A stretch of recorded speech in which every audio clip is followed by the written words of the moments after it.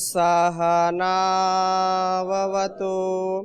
सहनौ भुनक्तु सह वीर्यं करवावहै तेजस्विनावधीतमस्तु मा विद्विषावहै। ओम शांति शांति शांति। वैदिक जीवन पद्धति में हम एक श्लोक का स्वाध्याय कर रहे थे, एक बार पुनः उच्चारण करेंगे। तदेव शुक्रम तद ब्रह्मा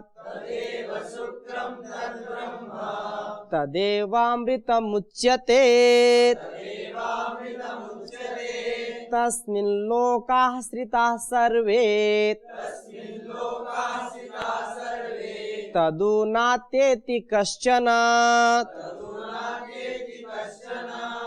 ब्रह्मचर्य के ऊपर यह श्लोक, उपनिषद का यह श्लोक हमारे जीवन को कितना महान बनाने का उपदेश दे रहा है, जिसको आज का युवक खेल खेल में नाली में जैसे बहा देता है। उस शुक्र को, उस वीर को, उस शरीर के सार को क्या यहाँ महत्व दिया गया है, इसको यदि हमारा युवक और हमारे राष्ट्र के जो भी युवक युवतियां हैं, स्त्री पुरुष हैं, यदि इस जीवन के तथ्य को जान लें तो कभी भी असंयम उनके जीवन में आ नहीं सकता है। उनका शरीर वज्र के समान और हृदय फूल के समान कोमल, करुणा से परिपूर्ण, वीरता से परिपूर्ण, फौलादी शरीर वाले। अस्मा भवतु नस्तनु, हमारे शरीर कैसे हो? फौलादी हो। वेद कहता है अस्मा भव नस्तनु। हमारे शरीर यदि फौलादी नहीं होंगे तो हम कार्य कैसे कर सकते हैं? इसलिए यह बात यहां पर कही जा रही है, तदेव शुक्रम, वही शुक्र है। अब देखो, शुक्र को ईश्वर का स्वरूप भी मानते हैं। आपने ईशोपनिषद में पढ़ा होगा, सपर्यागा शुक्रम अकायम अवृणम अस्नाविरम शुद्धम अपाप विद्धम कविर मनीषी परिभू स्वयंभू याथा तथ्यतो अर्थान वेदधा शाश्वतीभ्यः समाभ्य। परमात्मा को भी शुक्र रूप कहा है। शुक्र का तात्पर्य क्या है? इस संसार के उत्पत्ति का मूल कारण है।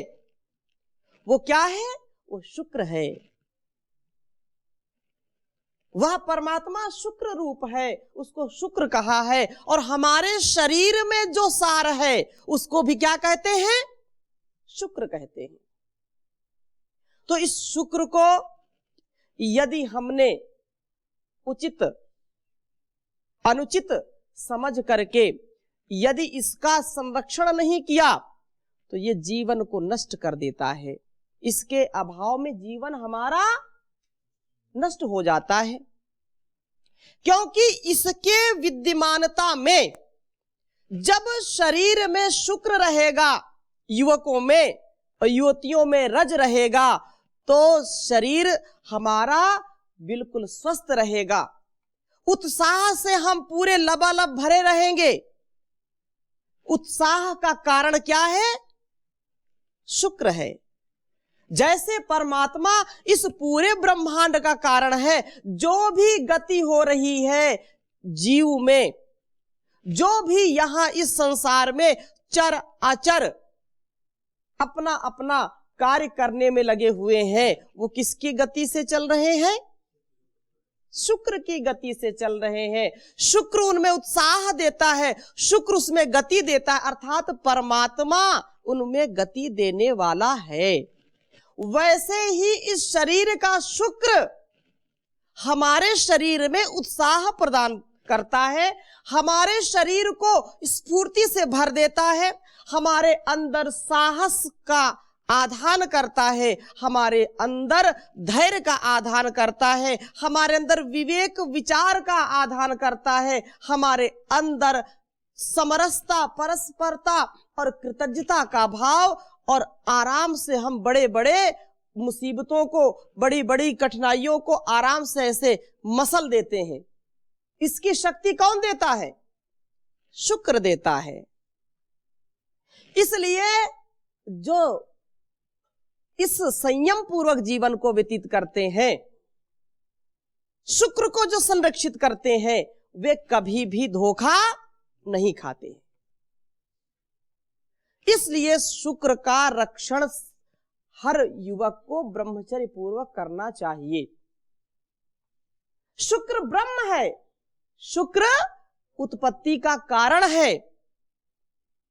यह बलिष्ठ संतान को जनने में, अर्थात उसका उत्पत्ति का कारण कौन होगा? शुक्र। शुक्र जिसका दूषित हो गया है, उसकी जो है संतानें भी बिल्कुल बीमार, लाचार और इतनी कमजोर होती हैं, उनका जो है रोग सहने का जो प्रभाव होता वो नहीं होता, रोग प्रतिरोधक क्षमता भी नहीं होती उनके अंदर। इसलिए ये बहुत बड़ी बात यहां पर कही जा रही है, और एक शब्द यदि हम धारण कर लें तो हम इससे अपने जीवन को धन्य बना सकते हैं। तदेव शुक्रम तद ब्रह्मा, वही क्या है?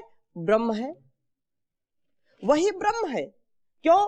क्योंकि शरीर में जब शुक्र विद्यमान रहता है तो हमारा हृदय भी ठीक काम करता है, हमारा मस्तिष्क भी ठीक काम करता है, हमारे शरीर का ब्लड सर्कुलेशन, रक्त संचार भी ठीक चलता है, सारे अंग बिल्कुल ठीक ठीक काम करते हैं जब व्यक्ति ब्रह्मचर्य युक्त जीवन जीता है।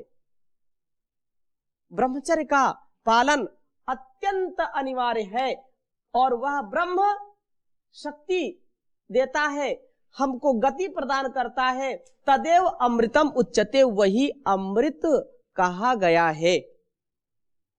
जब ब्रह्मचारी के अंदर शुक्र का आधान होता है तो वह संसार में बहुत बड़े बड़े कार्यों को करता है, जिसमें उसका अस्तित्व पूरे दुनिया में देखा जाता है। जैसे परम पूज्य स्वामी जी महाराज या हमारे जो भी महापुरुष हुए हैं, उनका जीवन, उनका चरित्र बहुत ही उन्नत था। आज भी हम उनका नाम लेते हैं कि नहीं लेते हैं? क्यों? क्योंकि उन्होंने अपने आप को साधा, और साध करके ऐसी साधना की जिससे आज तक हम उनका नाम लेते हैं। ये बहुत बड़ी बात है। तस्मिन लोकाश्रिता सर्वे, ये लोक शुक्र पर आधारित है, ये लोक ब्रह्म पर आधारित है। यदि ब्रह्म नहीं होगा, शुक्र नहीं होगा, तो ये लोक भी चल नहीं सकता है। उस परम पिता परमेश्वर को भी शुक्र कहा है, और हमारे अंदर जो शुक्र है उसका यदि हमने संरक्षण नहीं किया, उसका यथोचित उपयोग नहीं किया, जो ब्रह्मचारी अखंड ब्रह्मचर्य पालन करते हैं, नैष्ठिक जो ब्रह्मचारी हैं, उनका जो वीर्य होता है इस धरा का उपकार करने के लिए होता है। अपने स्वार्थ में, अपने भोग की भावना में वो कभी बहते नहीं है। प्रभु स्वामी जी कहते हैं, जो बह गया सो भोगी और जो ठहर गया सो योगी। तो ऐसे योगी महात्मा ब्रह्मचारी जिनमें दिव्यता का आधान करता है शुक्र, इसलिए ब्रह्मचर्य का पालन, शुक्र की रक्षा नितांत आवश्यक है। और सब लोग उसी के आश्रय में है, उसके बाहर कोई जा नहीं सकता। आगे इसी बात को कह रहे हैं कि यह मुंडकोपनिषद का एक श्लोक आपके सामने रख रहा हूं, बहुत उत्तम बात है। मुंडकोपनिषद में ब्रह्मचर्य की महिमा को बताते हुए कह रहे हैं कि सत्येन लभ्य तपसा हेष आत्मा सम्यक ज्ञानेन ब्रह्मचर्येण नित्यम। आत्मा का जो स्वरूप है, आत्मा के स्वरूप को समझ करके, आत्मा के तथ्य को जान करके व्यक्ति जीवन को अच्छी प्रकार से जी सकता है। लिख लीजिए, सत्येन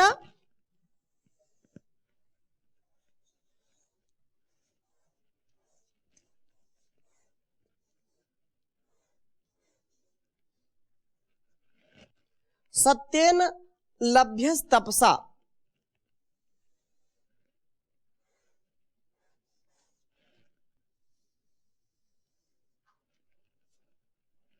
तपसा हेष आत्मा।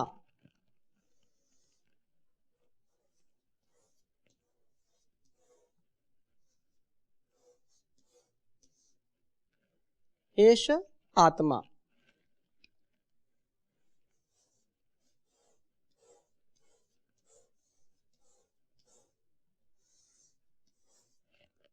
और करें सम्यक ज्ञानेन ब्रह्मचर्येण नित्यम।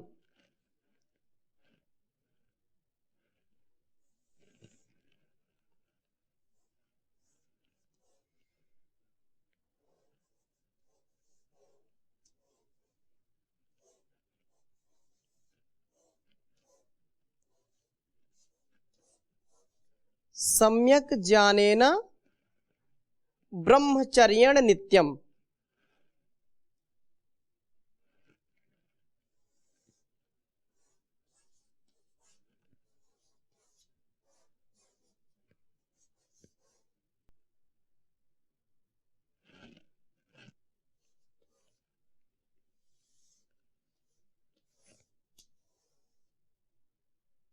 सत्येन, बोलिए,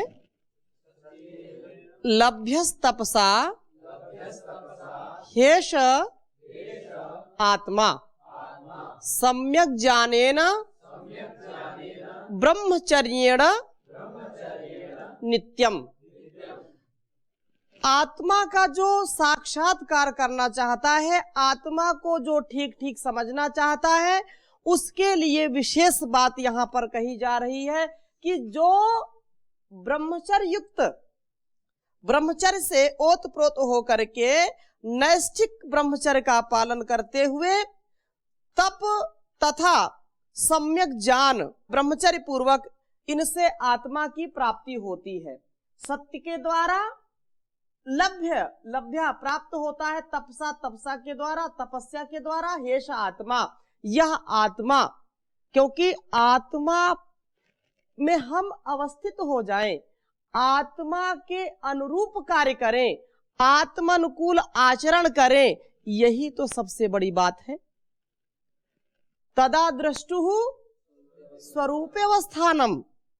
योगश्चित्त वृत्ति निरोध का क्या फल है? योगश्चित्त वृत्ति, यदि चित्त वृत्तियों का यदि निरोध होगा तो उससे क्या फल मिलेगा? तदा दृष्टुः स्वरूपेवस्थानम। और वह भी योग कब सिद्ध होगा? जब व्यक्ति तपस्वी होगा। तपस्वी कब होगा? जब ब्रह्मचारी होगा। ब्रह्मचर्य का पालन करने वाला तपस्वी होगा, और जो तपस्वी होगा वही योग को सिद्ध कर सकता है, और जो योग को सिद्ध करेगा वही आत्मा के स्वरूप को जान सकता है, आत्मा के स्वरूप में अवस्थित हो सकता है, उसका वह साक्षात्कार कर सकता है। इसके लिए सत्य के द्वारा और तपस्या के द्वारा सम्यक ज्ञानेन, अच्छी प्रकार से ज्ञान पूर्वक, ज्ञानेन जो है जाना न ऋते जाना न मुक्ति, ज्ञान के द्वारा ही मुक्ति मिलती है। और यदि ज्ञान नहीं है तो जीवन हमारा कार्य कर नहीं सकता ठीक ठीक। इसलिए ज्ञान का मार्ग कृपाण की धारा, ज्ञान का मार्ग ये इतना सरल नहीं है, इतना सरल नहीं है ये कार्य। ज्ञान का मार्ग कृपाण की धारा। जो बात कही जा रही है कि उत्तिष्ठत जाग्रत प्राप्य वारा निबोधत क्षुरस्य धारा निशिता दुरत्यया दुर्गम पथस्तद कवयो वदंती। यह भी कठोपनिषद का श्लोक हमको बताता है कि ये इतना सरल मार्ग नहीं है। अनेक प्रलोभन आएंगे, अनेक बार हमको ऐसा लगेगा कि अब तो गए। इतने प्रलोभन आएंगे इस साधना की राह में कि व्यक्ति को कभी लगता है अब गया तब गया, ये स्थिति हो जाती है। बहुत प्रलोभन रोकते हैं। साधना की राह में चलना कठिन, साधना की राह में चलना कठिन, रोकेंगे साधक तुझे लाखों विघन, रोकेंगे साधक तुझे लाखों विघन, साधना की राह पर चलना कठिन। ये साधना की राह ही बड़ी कठिन है, इसलिए कोई बिरला व्यक्ति ही इसका चयन करता है। कोई नचिकेता जैसा जिज्ञासु, नचिकेता जैसा आत्म अन्वेषक, आत्म अनुकूल आचरण करने वाला कोई ऐसा बिरला शिष्य होता है। और आप सब वो नचिकेता यहां पर इकट्ठे हो गए हैं। एक नचिकेता के साथ ये सारे नचिकेता यहां पर इकट्ठा हो गए हैं। ये समर्थ गुरुओं का सानिध्य, राष्ट्र की ये धरोहर जरूर विकसित होगी, जरूर इस राष्ट्र का कल्याण होगा, इसमें कोई संशय नहीं है। क्योंकि जो विघ्न थे उनको तो आप काट के आ गए। जो समाज में, जो घर में बंधन डालते हैं, उन बंधनों को तो आपने काट दिया है। अब यह है कि अंदर के कुछ बंधन हैं, तो उनको जान के जो है कृपाण से आप उनको काट दीजिए। जान की तलवार से जो मोह है, जो लोभ है किसी भी प्रकार का, उसको हम जान के कृपाण से उसको काट सकते हैं। ये सबके बस की बात नहीं कि ऐसा जीवन जी सके। ऐसा जीवन जीने का मतलब ये क्या है कि जैसे अभी अभी किसी तलवार में धार लगाई हो, निशिता दुरत्या, बिल्कुल पैनी धार के ऊपर किसी को बोले कि आप इसके ऊपर चलो, कितना कठिन काम है ये। इसलिए कहा जान का मार्ग कृपाण की धारा। कृपाण समझते हैं ना, कटार, तलवार, चाकू, जो भी उसको कह ले, बड़ा। और इसी को कठोपनिषद ने कहा कि क्षुरस्य धारा, ये क्षुरे के धार के ऊपर चलने के समान है ये ज्ञान का मार्ग। ये ऋषियों का दुर्गम पथस्तद कवयो वदंती, ये दुर्गम है, ये इतना सरल मार्ग नहीं है। लेकिन यदि इस पर चलना है आपको, तो उसके लिए सुगम कौन बनाने वाला है इसको? वो है ब्रह्मचर्य, वो है शुक्र की रक्षा करना। ब्रह्मचर्य पूर्वक आप सब कुछ पा सकते हो। जिनके जीवन में ब्रह्मचर्य है वो सब कुछ पा सकते हैं, और जिनके जीवन में नहीं है, ऐसे बिल्कुल मरे मरे मरे मरे सड़े गले। एक हास्य कलाकार है, उसने कविता लिखी थी, तो एक पंक्ति आपको सुनाता हूं कि आज का युवक क्या है, जिसने जीवन को जीने की कला नहीं सीखी, जिसने अपने जीवन को नशे में डाल दिया, जिसने अपने जीवन को व्यभिचार में डाल दिया, जिसने अपने जीवन को संयम में नहीं बांधा, तो उसकी स्थिति क्या है कि बाहर से तो बहुत अच्छा दिखाई पड़ेगा, अंदर से बिल्कुल मरा मरा है, बिल्कुल टुटुरुट्टू बनते फौलादी है। फैशन के दौर में भी लूजर ही रखे इज्जत, कुछ दम न शरीरों में। शरीर में कोई दम नहीं है, ऊपर से लूजर पहन करके टहलते रहते हैं, दिखाते रहते हैं। कोई ऐसे होंगे कि फिर जिम में ही जा करके ऐसी गोलियां खा करके मोटे हो जाते हैं। उनके शरीर में दम नहीं होती, दिखावा खूब है। इसलिए जो गुरुकुल का ब्रह्मचारी होता है उस पूरा ठोस होता है, अंदर से भी बाहर से भी फौलादी होता है, हाँ? वज्र के समान होता है उसका शरीर। और यह आप सब यहां ऐसा जीवन जी रहे हैं। वैदिक जीवन पद्धति हमको यही सिखाती है कि हम जब तक जिए पूरे शान से जिए और मरे भी तो शान से मरे, ये सिखाती है वैदिक जीवन पद्धति। इसको जो जिया है उसने कभी भी विष का घूंट नहीं पिया है। अर्थात बार बार जो हताशा निराशा है, जो बार बार घुट घुट करके जीने की बात है, तिल तिल कर लोग मरते हैं, ऐसा होता है ना। क्यों? क्योंकि उनके विचार में, उनके व्यवहार में ब्रह्मचर्य का अभाव होता है। तो ये बहुत उत्तम बात यहां पर हम पढ़ रहे हैं।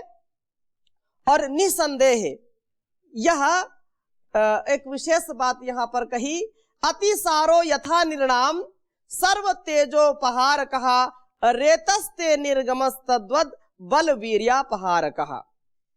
यह जैसे बल पहारक होता है, जैसे अतिसार हो जाए किसी को अतिसार होता है। अतिसार समझते हैं?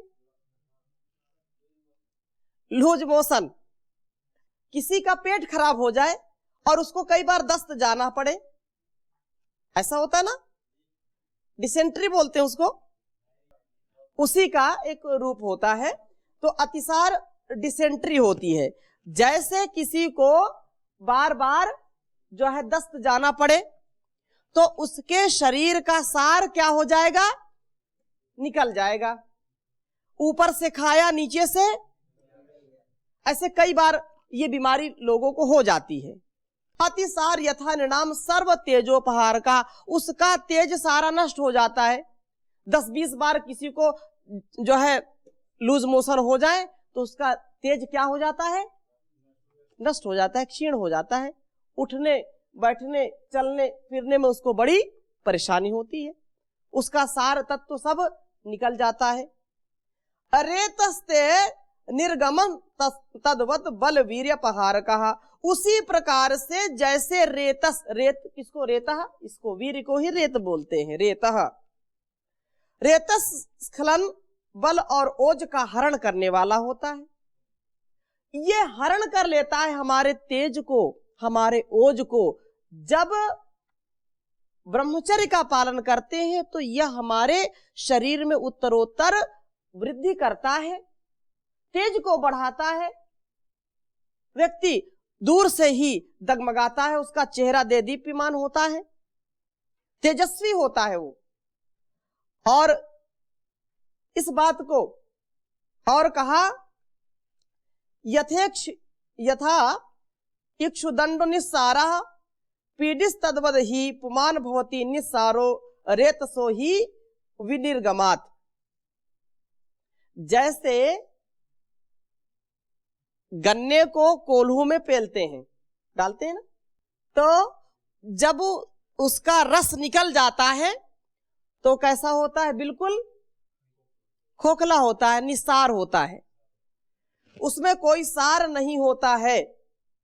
उसी प्रकार से जैसे, अच्छा उस मशीन को नहीं जानते तो आप जब गन्ना चूसते हैं तो जब तोड़ करके दांतों से उसको चूस लेते हैं, उसके बाद उसको फेंक क्यों देते हैं? क्योंकि उसमें कोई रस, वो नीरस हो गया। ऐसा आप चूसते हैं ना। तो गन्ने को जैसे दांतों से या कोल्हू से पीड़ित होने पर निस्सार हो जाता है, वैसे ही रेत स्खलन होने से मनुष्य है वो निस्सार हो जाता है।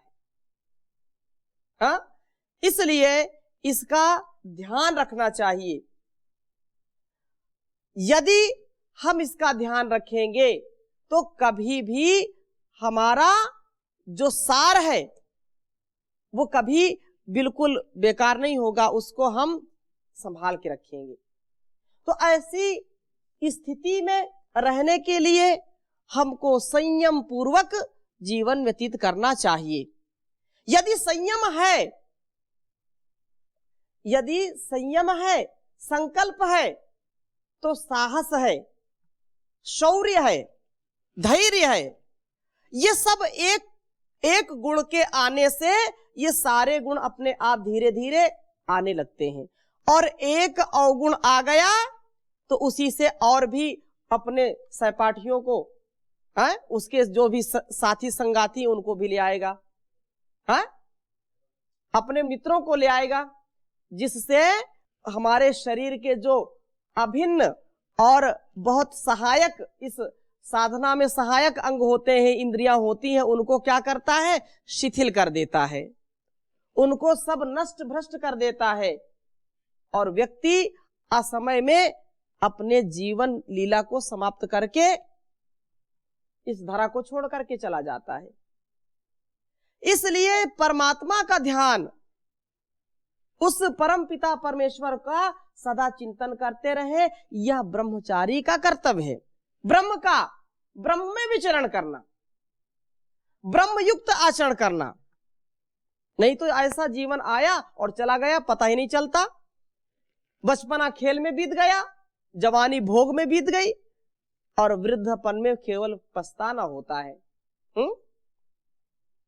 बालस्तावत् क्रीडासक्ता तरुणस्तावत् तरुणीरक्ता वृद्धस्तावत् चिन्तामग्नः परमे ब्रह्मणि कोऽपि न लग्नः भज गोविंदम गोविंदम भज मूढ़मते। तो जीवन में उत्कर्ष प्राप्त करना है तो ब्रह्मचर्य का पालन अवश्य करना चाहिए। सभी युवक और युवतियों को, स्त्री और पुरुषों को जो जीवन को सुखमय जीना चाहते हैं तो इस ब्रह्मचर्य रूपी घुट्टी का पान जरूर करें। इन्हीं शुभकामनाओं के साथ आज की कक्षा को यहीं विराम देते हैं। शेष चर्चा अगली कक्षा में करेंगे। ओम शांति शांति शांति।